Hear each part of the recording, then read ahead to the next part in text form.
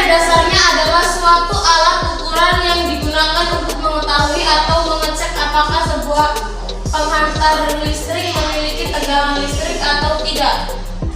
Penghantar listrik yang dimaksud di sini dapat berupa kabel listrik, kaut listrik, maupun stop kontak listrik.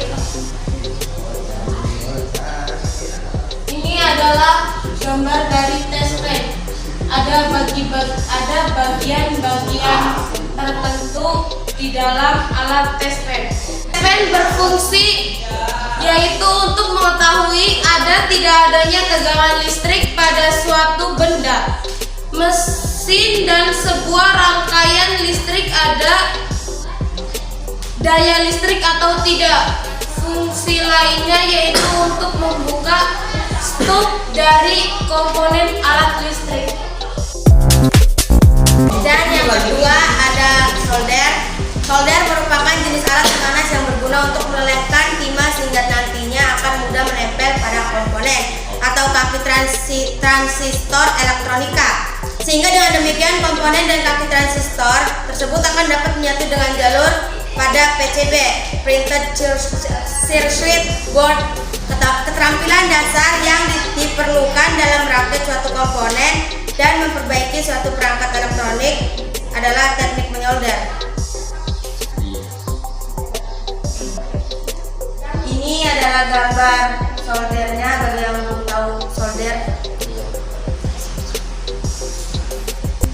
Macam-macam solder. Yang pertama ada solder jenis biasa. Solder jenis biasa merupakan jenis solder yang paling mudah ditemukan di pasaran dan harga jual solder tersebut relatif lebih murah. Selain itu, solder jenis biasa juga sangat mudah untuk digunakan tanpa harus membutuhkan kemampuan khusus. Dan yang kedua ada solder uap. Solder uap adalah alat reparasi atau perbaikan yang menggunakan hembusan angin panas dalam reparasi atau perbaikan komponen elektronik.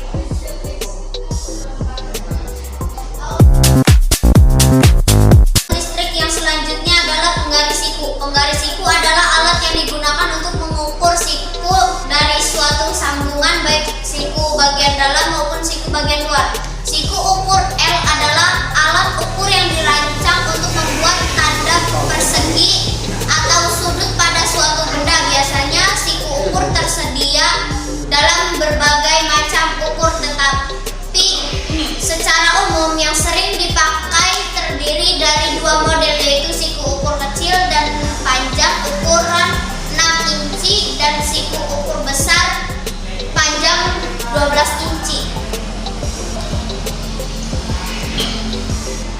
Dan inilah gambar penggaris siku. Fungsi dan pemakaian. Siku ukur paling sering digunakan untuk membuat tanda ataupun sebagai penggaris pada suatu objek atau benda. Kedua, siku ukur memiliki tanda sehingga mudah untuk menentukan sudut perkiraan ataupun bidang potong dengan menempatkan pojok siku ukur pada titik di mana sudut memenuhi sebuah sumbu panjang, dan maka dapat dilihat besaran sudut pada suatu garis yang akan diukur. Yang ketiga, dengan siku ukur memungkinkan penggunaan untuk mengukur maupun membuat ukuran dan ukuran kecil karena tersedia tanda ukuran panjang. Jenis siku ukur. Siku ukur ada dua jenis, yaitu dengan alat pengukur derajat sudut dan tanpa alat pengukur derajat sudut. Untuk tanpa mengukur derajat berbentuk segitiga dan yang tanpa pengukur derajat sudut berbentuk L. Alat ini biasanya tersedia dari bahan aluminium dan stainless steel dan juga dari bahan plastik. Siku ukur dari bahan aluminium dan stainless steel adalah alat yang paling baik dipergunakan karena tahan lama dan tidak mudah pecah. Siku ukur yang terbuat dari plastik sedikit lebih murah, tetapi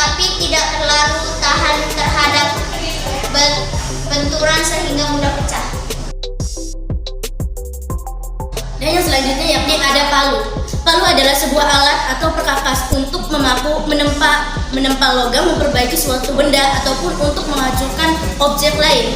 Alat ini umumnya digunakan untuk kebutuhan mekanik atau pertukaran dalam membantu meringankan serta mempermudah pekerjaan. Peralatan yang simpel ini merupakan salah satu alat hand tools yang penggunaannya hanya bisa mengandalkan atau memanfaatkan tenaga manusia.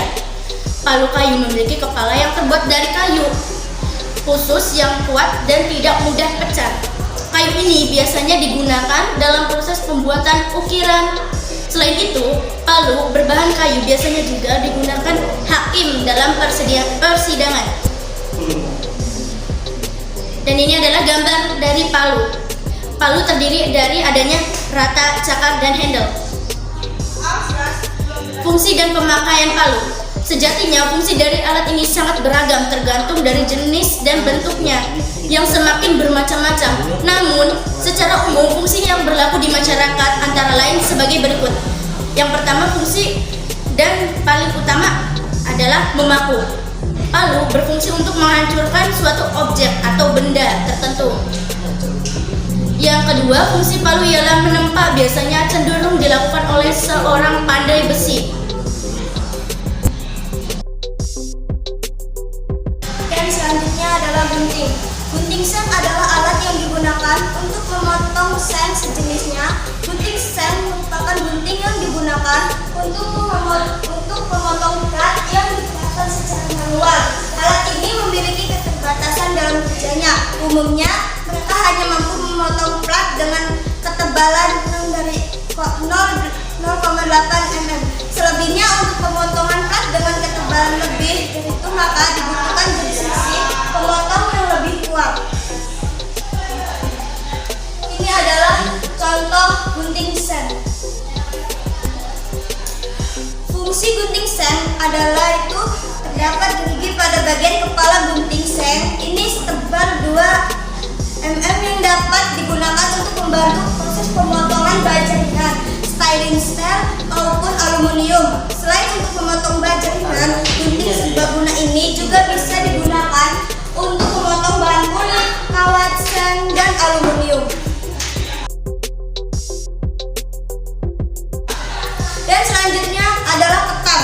Mesin ketam atau mesin adalah sebuah alat perkakas yang digunakan untuk menghaluskan, meratakan, dan membentuk potongan-potongan kayu. Mesin ketam sekarang adalah sebuah mesin kayu yang digunakan untuk mengetam kayu dan sisi yang berdekatan sehingga menjadi lurus rata dan siku. Ini adalah mesin ketam. Jenis ketam itu ada 3 jenis, yaitu ada ketam biasa, yaitu ketam dengan ukuran sedang yang digunakan untuk menghalus pertama kali kayu, dan jenis kedua adalah ketam penghalus, lebih pendek dan memiliki mata pisau tunggal dengan posisi terbalik. Dan fungsi ketam adalah untuk meratakan siku dan halus permukaan kayu, untuk mengetam rata dan siku sisi tebal kayu. Dan selanjutnya yakni kesimpulan. Sistem pengendali atau sistem kontrol merupakan peralatan yang digunakan untuk memproses, mengendalikan, dan mengatur kondisi dari suatu sistem. Sistem pengendali atau sistem kontrol merupakan peralatan yang digunakan untuk memproses, mengendalikan, dan mengatur kondisi dari suatu sistem. Contohnya, penggunaan remote control untuk mengendalikan peralatan elektronik seperti televisi, DCD player, AC, dan peralatan elektronik lain yang ada di rumah.